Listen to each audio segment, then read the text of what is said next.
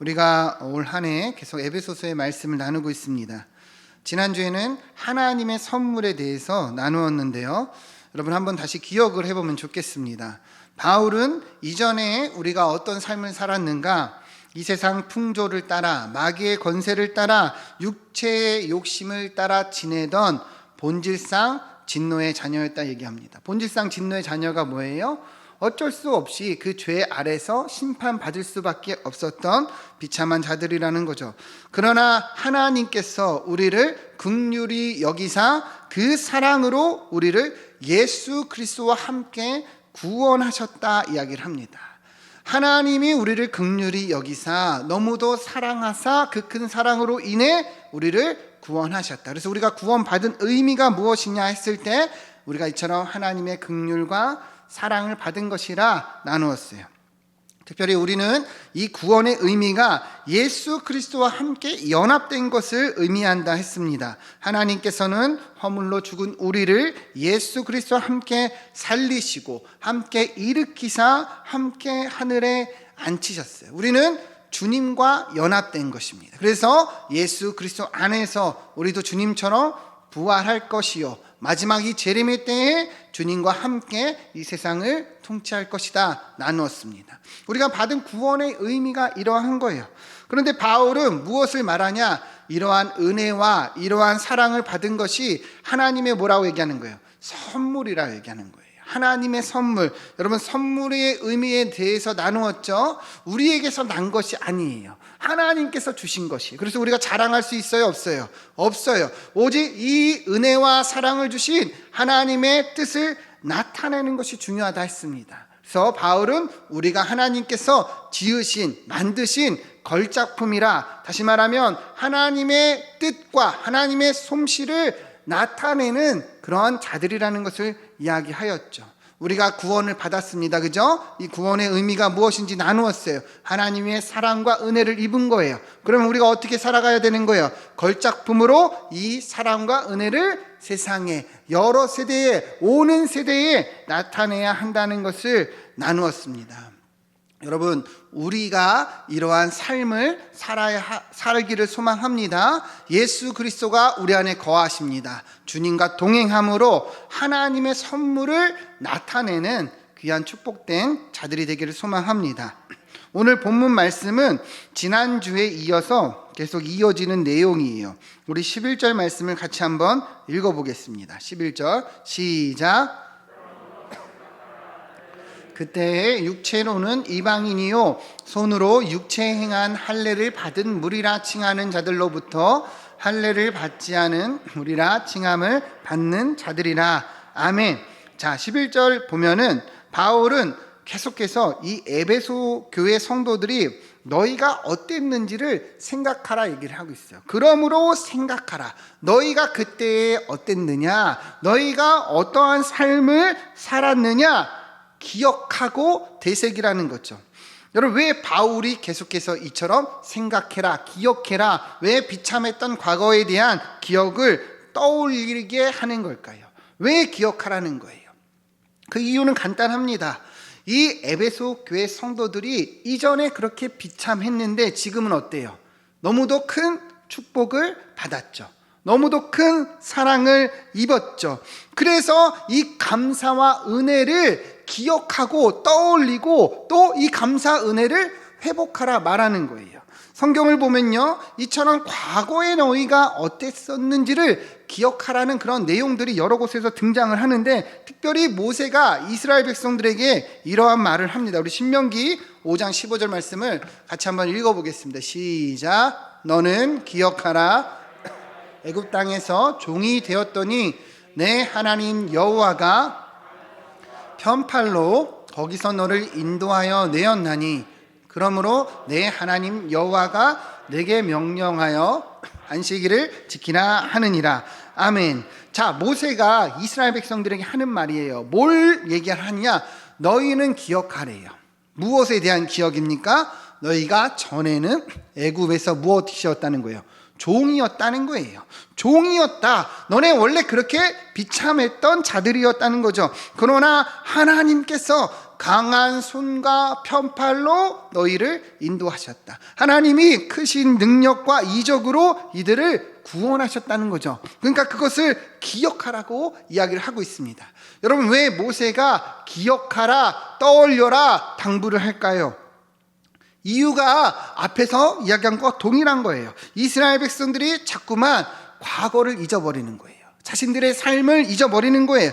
그러니 어때요? 하나님에 대한 감사와 은혜도 함께 잊어버리는 거예요. 여러분, 출애굽기 16장 2절 3절을 한번 보시면 이스라엘 백성들이 온 회중이 광야에서 누구를 원망합니까? 모세와 아론을 원망한 거예요. 모세 아론이 누구예요? 이스라엘의 지도자죠. 그죠? 하나님께서 이 모세를 통해서 이스라엘 백성들을 인도하셨어요. 그러니까 이들을 원망한다는 건 뭐예요? 하나님을 원망하는 거죠. 우리 3절 같이 한번 읽어보겠습니다. 3절 시작. 이스라엘 자손이 그들에게 이르되 있던 때와 떡을 배불리 먹던 때에 여호와의 손에 죽었더라면 좋았을 것을 너희가 이 광야로 우리를 인도해내어 이 온 회중이 주려 죽게 하는도다. 아멘. 여러분, 이스라엘 백성들이 지금 무엇을 원망하고 있는지 보이십니까? 무엇을 원망하고 있어요? 우리 애굽에서 있었을 때가 좋았어. 그죠? 애굽에 우리가 고기 먹고 떡을 배불리 먹던 때가 좋았어. 이들이 어떠한 삶을 살았었는지 기억을 못하니까 지금 모세와 아론, 나아가 하나님을 원망하고 있는 거예요. 모세가 지금 그것을 정확하게 기억하고 있는 거죠. 그러니 너희가 기억하라는 거예요. 기억해라. 기억을 못하니 이처럼 원망하고 불평하고 있다. 기억하라는 거예요. 심지어 이 이스라엘 백성들은요, 자신의 과거를 왜곡하고 있어요. 왜곡이 뭐예요? 잘못 이해하고 잘못 생각하고 있는 거죠. 무슨 말이에요? 이스라엘 백성이 애굽에서요, 언제 고기 먹고 언제 떡을 배불리 먹었습니까? 그렇게 살지 않았어요. 주어진 일을 감당하기도 하루하루가 벅차서 그 원망의 소리가 하나님께까지 들려서 하나님이 이들을 구원하셨다는 거예요. 그런데 어느덧 자신들의 과거를 잊어버리고 하나님이 어떠한 은혜를 베푸셨는지를 잊어버리니 뭐가 있는 거예요? 원망과 불평이 찾아오고 있었다는 거예요. 여러분, 왜 바울이 오늘 말씀에서 너희는 생각하라, 너희는 이전에 예수 믿기 전의 모습을 기억하라 말하고 있는지 여러분 이해가 되십니까? 우리도 동일한 거예요. 우리가 주님 믿기 전에 어떠했었는가 반드시 기억해야 됩니다. 하나님이 우리에게 어떤 은혜와 사랑을 베푸셨는지 반드시 기억해야 된다는 거. 왜요? 그 은혜를 잊어버리면요, 어느덧 불평과 원망이 찾아옵니다. 감사와 은혜는 떠나가고 불평과 원망이 그 자리를 차지하고 있는 거예요. 어느덧 이 기쁨은 사라지고 원망과 욕심과 이 교만만이 자리 잡고 있다는 거예요. 여러분, 우리도 회복하길 소망합니다. 한번 떠올려 보세요. 여러분들의 인생에서 하나님께서 주신 그 은혜와 사랑이 충만했던 적이 언제였는가? 주님 처음 만났을 때 그때 그 감격과 첫사랑이 이제는 어디로 갔는가? 여러분 떠올려 보라는 거예요. 우리가 회복해야 되는 것이 무엇인지 반드시 깨달아야 됩니다. 우리도 하나님의 은혜와 사랑을 다시금 회복해야 됩니다. 어디서부터요? 내가 어땠었는데, 내가 어떤 과거를 살았었는데, 근데 하나님이 어떻게 나에게 사랑과 은혜를 베푸셨는지를 기억하면 찾을 수 있다는 거예요. 여러분, 우리가 힘이 들고 우리의 삶이 불평이 가득한 거는 다른 것에 있지 않습니다. 하나님의 은혜와 사랑이 멀어졌고 내가 이전에 어떤 삶을 살았었는지를 우리가 착각하고 있기 때문이에요. 여러분, 반드시 회복하기를 소망합니다. 여러분, 성도는 이렇게 살아가는 자들이에요. 믿음으로 세상을 이기고 이 은혜와 사랑으로 평강을 누리는 자들입니다. 상황 때문에, 환경 때문에 우리가 행복을 누리는 것이 결단코 아니에요. 하나님과의 관계에서 하나님이 우리에게 주신 이 축복을 기억함으로 우리는 누리고 그리고 이 사랑으로 살아가는 자들입니다. 여러분, 우리가 어땠었는지, 하나님이 나에게 어떤 사랑을 베푸셨는지 우리도 이 시간 회복하기를 소망합니다. 거기서부터 성도는 살아가야 되는 거예요. 바울이 지금 그것을 이야기하는데요. 우리 계속 내용을 보시면 11절을 보면 바울이 이렇게 얘기합니다. 그러므로 생각하라. 너희는 그때의 육체로는 이방인이고 육체 행하 할례를 받은 무리를 칭하는 자들, 그러니까 유대인들로부터 너희가 할례 받지 않은 무리라 칭함을 받은 자라. 그러니까 무슨 말이에요? 유대인들이 너희를 그렇게 이 이방인들을 무시했다는 거죠. 12절을 보면 그때의 너희는 그리스도 밖에 있었고 이스라엘 나라 밖에 사람이고 언약에 대해서는 외인이고 세상에는 소망이 없고 하나님도 없는 자였다, 이렇게 얘기를 합니다.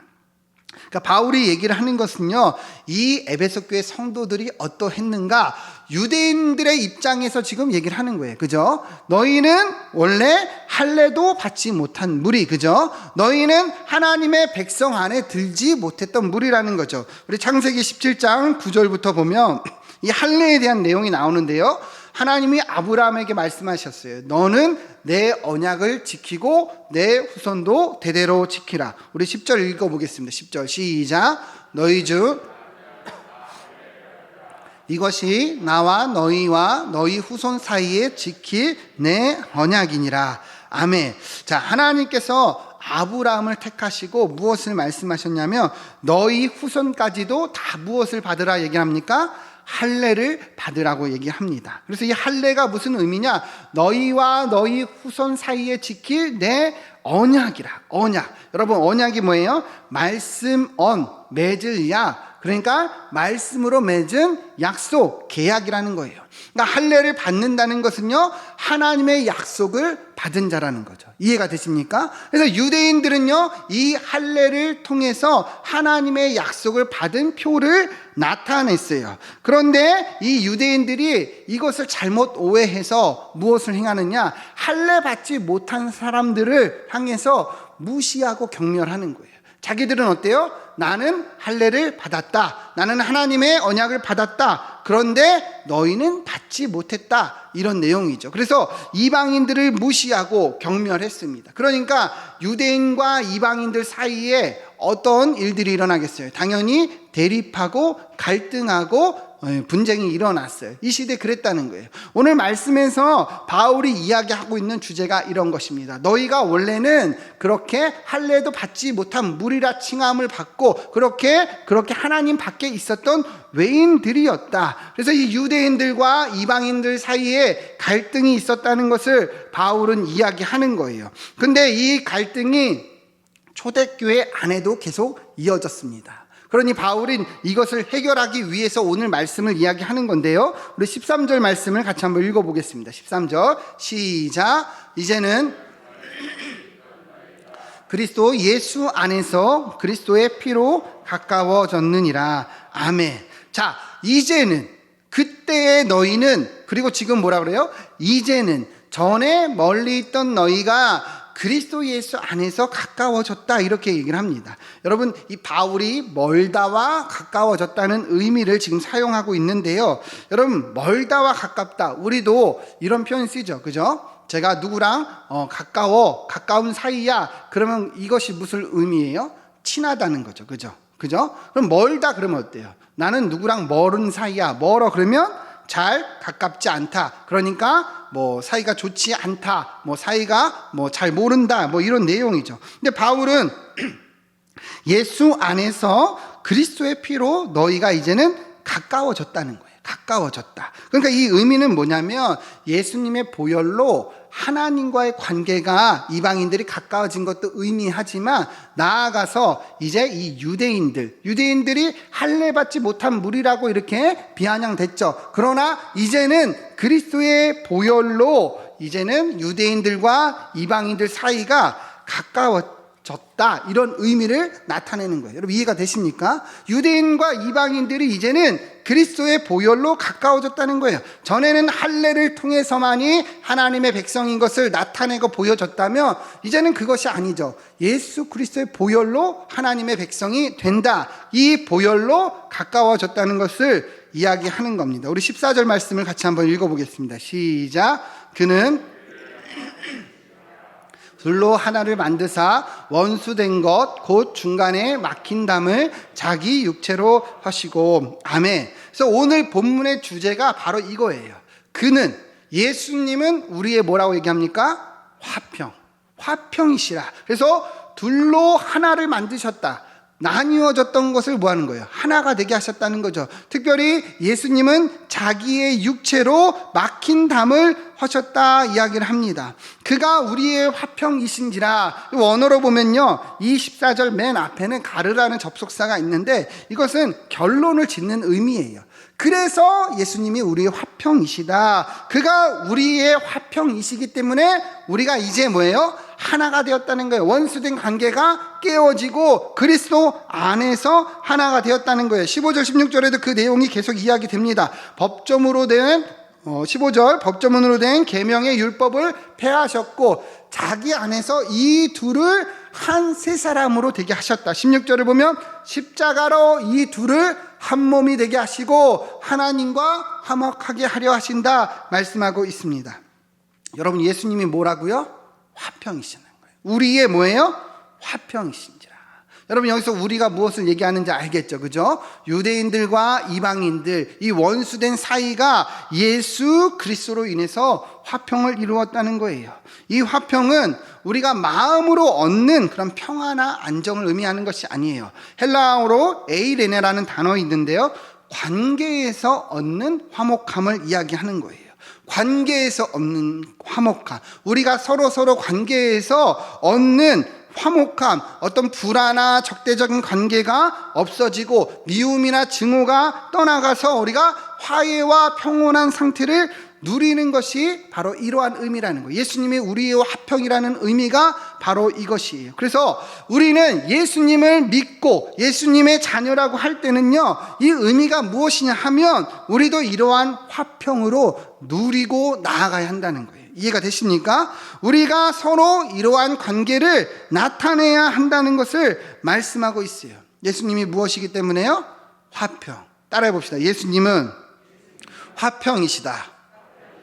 여러분, 화평이 뭔지 아시겠죠? 우리가 평온한 관계적인 이런 화해와 이 기쁨을 누리는 상태를 화평이라고 하는 거예요. 특별히 예수님은요, 자기 몸으로 이 담을 하셨다는 거예요. 관계의 어려움을 깨뜨렸다. 주님께서 자기의 십자가로 우리를 화평하게 만들었다는 거예요. 그러니 우리도 예수님을 믿고 따른다고 할 때는 이러한 화평을 나타내고 누리고 추구해야 된다는 것을 이야기해야 한다는 것입니다. 그래서 우리가 내 안에서 어떤 관계적인 미움과 어떤 증오가 나타나고 그것이 내 마음속에서 일어날 때 어떻게 생각해야 되냐면 이상하게 여겨야 되는 거예요.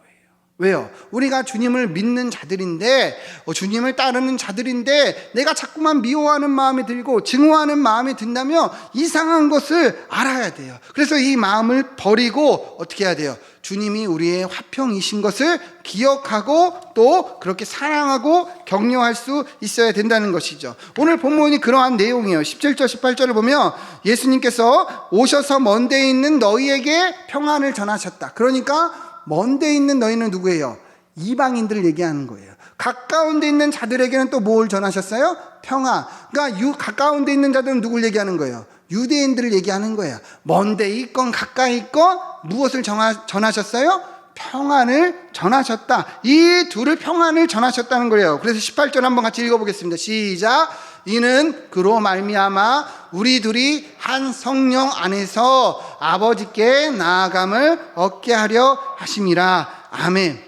그래서 먼 데 있는 이방인이나 가까이 있는 유대인이나 이 평안을 전하셔서 이 둘이 한 성령, 한 그리스도 안에서 하나님께 나아가게 하시기 위해서 예수님께서 오셨다는 거죠.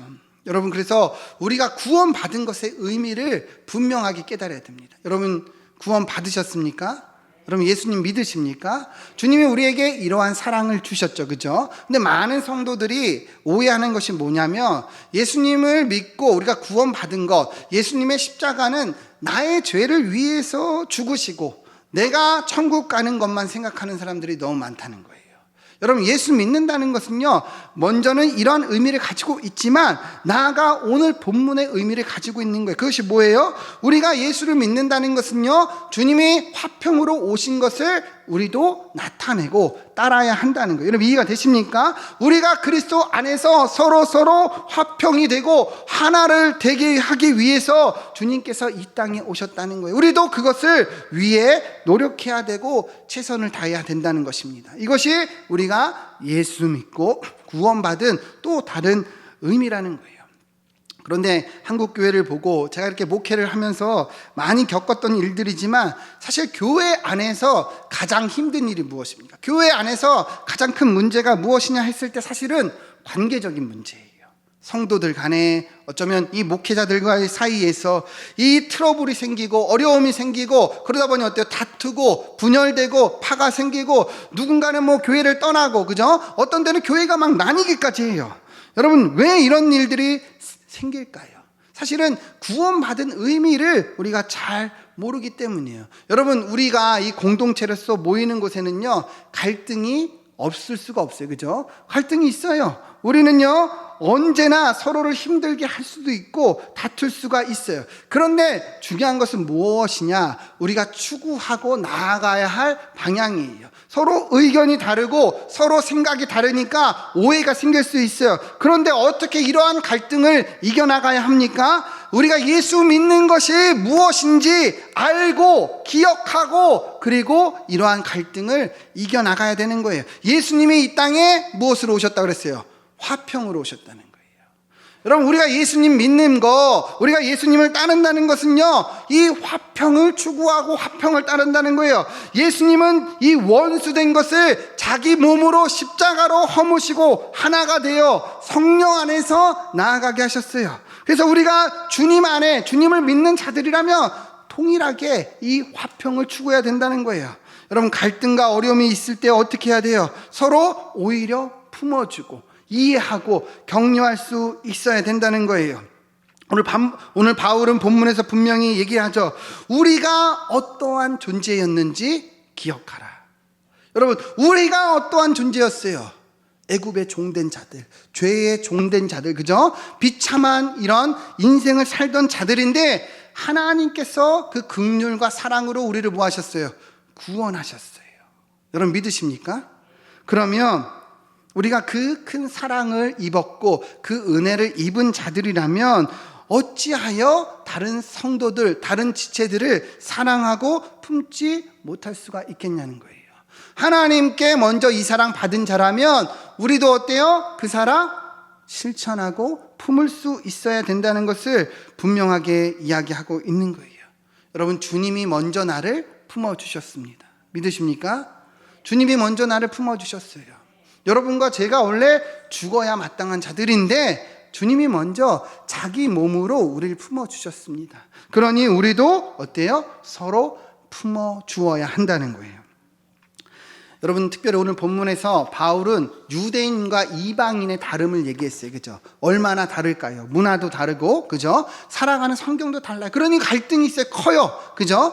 그런데 바울이 무엇을 얘기합니까? 예수 그리스도 안에서 이 유대인과 이방인도 하나가 되었다는 거예요. 여러분 우리는 어떻습니까? 우리는 어때요? 이들처럼 다릅니까? 아니에요. 우리의 다름은 이들 정도의 다름은 아니에요. 그런데 왜 우리는 서로 품지 못하고 하나 되지 못하느냐? 오늘 말씀은 이야기하고 있는 거예요. 여러분 중요한 것은 무엇입니까? 우리는 예수 그리스도 안에 있는 것은 같아요, 달라요? 같아요. 우리가 한 아버지의 자녀라는 것은 같아요, 달라요? 같아요. 그러면 우리는 그 은혜를 바라보면서 서로의 다름을 맞춰가야 한다는 거예요. 여러분 주님께서 화평으로 오셨습니다. 우리 안에 갈등이 일어날 때, 어려움이 일어날 때 예수 그리스도께서 이 화평으로 오신 것을 기억하길 소망합니다. 주님이 나를 먼저 품어주셨고 주님이 나를 먼저 사랑해 주셨습니다. 나도 이 사랑으로 품어주기를 소망합니다. 우리가 처한 가정, 직장, 그 어느 곳이든지 오늘 이 말씀을 여러분 마음판에 새기길 소망합니다. 기준이 되기를 축원드려요. 그래서 내가 어려움이 있을 때, 갈등이 있을 때 이 말씀을 계속 떠올리는 거야. 아, 예수님이 화평이시지. 아, 예수님이 화평으로 오셨지. 아, 내가 예수 믿는다면 나도 화평한 자가 돼야지. 화평을 추구해야지. 예수님이 나를 먼저 품어주셨지. 예수님이 나를 먼저 사랑해 주셨지. 용납해 주셨지. 나도 용납하고 나도 품어주어야지. 여러분, 이 말씀이 우리 마음판에 새겨지길 소망합니다. 특별히 20절부터 22절 보면 바울은 이렇게 얘기합니다. 너희는 사도들과 선지자들의 터위에 세우심을 입은 자라. 바울이 이야기하는 것은요, 건물을 비유를 들어서, 건물을 짓는 것을 비유로 들어서 얘기를 하는 거예요. 먼저는 하나님의 말씀을 받은 사도들과 선지자들이 터를 세웠다는 거예요. 건물을 짓는데 제일 먼저 짓는 게 뭐예요? 터죠. 그리고 예수님께서 이 건물의 모퉁이 돌이 되셨다 얘기합니다. 모퉁이 돌은요, 우리가 지금 이 공사하고는 다른데 그 당시에는 그 건물을 짓는 끝 코너마다 모퉁이 돌을 세웠어요. 그래서 영어로는 코너스톤이라고 되어 있는데, 그래서 모든 건물은 이 모퉁이 돌을 기준으로 서로 이어져요. 모퉁이 돌 위에 벽돌을 쌓고 이 기준이 돼서 서로 지탱을 하는 거예요. 그러니까 예수 그리스도께서 이러한 기준이 되셨고 이러한 중심이 되셨다는 것을 이야기하는 거예요. 그래서 우리는 예수 그리스도를 의지함으로 서로 연결되어 있고, 예수 그리스도를 의지함으로 우리가 서로 하나가 되어야 한다는 그런 의미예요. 특별히 21절을 보면 그의 안에서 건물마다 서로 뭐하고 있어요? 연결해서 주 안에서 뭐가 된다고 얘기합니까? 성전이 되어가고. 22절 같이 읽겠습니다. 22절 시작. 너희도 성령 안에서 하나님이 거하실 처소가 되기 위하여 그리스도 예수 안에서 함께 지어져 가느니라. 아멘. 다시 말하면 우리가 지금 건물이 지어진 상태가 아니에요. 무슨 상태예요? 지어져 가는 상태. 이 말씀의 중요한 의미가 이 시제, 이 문장에서는 무엇을 얘기하냐? 우리가 지어져 가고 있는 진행형이라는 거예요. 그러니까 우리 안에서 갈등이 있을 수 있어요, 없어요? 있어요. 어려움이 있을 수 있어요, 없어요? 있어요. 분명히 다툼과 시기와 분쟁이 일어날 수 있다는 거예요. 그러나 예수 그리스도께서 우리의 화평으로 오셨으니 예수 그리스도를 의지함으로 우리가 함께 세워져 가야 한다는 거예요. 이 화평을 추구함으로 우리가 지어져 간다는 거예요. 여러분, 이 말씀을 우리가 반드시 기억해야 합니다. 우리가 자주 하는 실수가 뭐예요? 저분은 왜 권사인데 왜 저럴까? 저분은 집사인데 왜 저럴까? 교회를 30년 다녔는데도 왜 저럴까? 여러분, 이것은 잘못된 거예요. 우리는 지금 지어져 가는 존재라는 것을 반드시 기억해야 합니다. 처음부터 완벽했던 사람이 있어요, 없어요? 없어요. 모세도 그랬고 다윗도 그랬고 베드로도 그랬고 다 혈기가 왕성하고 실패하고 넘어지고 이것이 반복됐던 자들이에요. 그러나 그 인생의 이 말년에는요, 가장 온유한 자라 칭함을 받고 하나님의 사랑을 받은 사도라 칭함을 받는 그런 특별한 칭찬들이 있었다는 거예요. 여러분, 우리가 이 말씀을 기억하며 나아가기를 소망합니다. 예수님이 우리의 무엇이에요? 화평이에요. 우리는 함께 지어져 가는 존재들이에요. 누구를 기준으로? 예수님.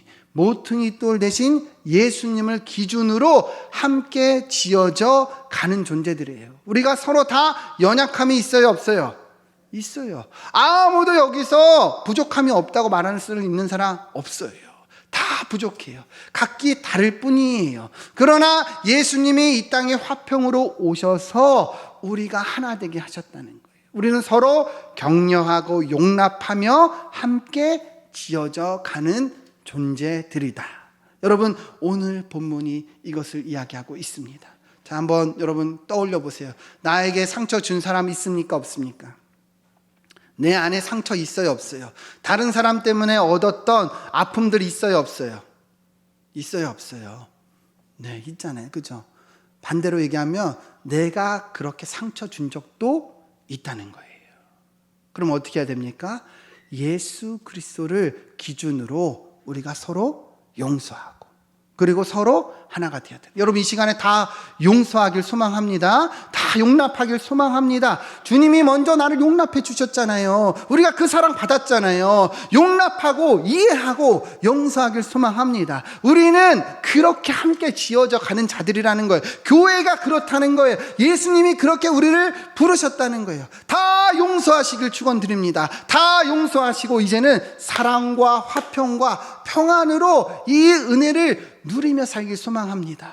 여러분 가정 안에 또 직장 안에 똑같아요. 나에게 상처 준 사람, 나에게 남편이, 나에게 아내가, 나에게 자식이 상처 준 거 다 똑같아요. 중요한 것은 우리가 지금 현재 진행형 지어져 가고 있다는 것을 기억해야 한다는 거예요.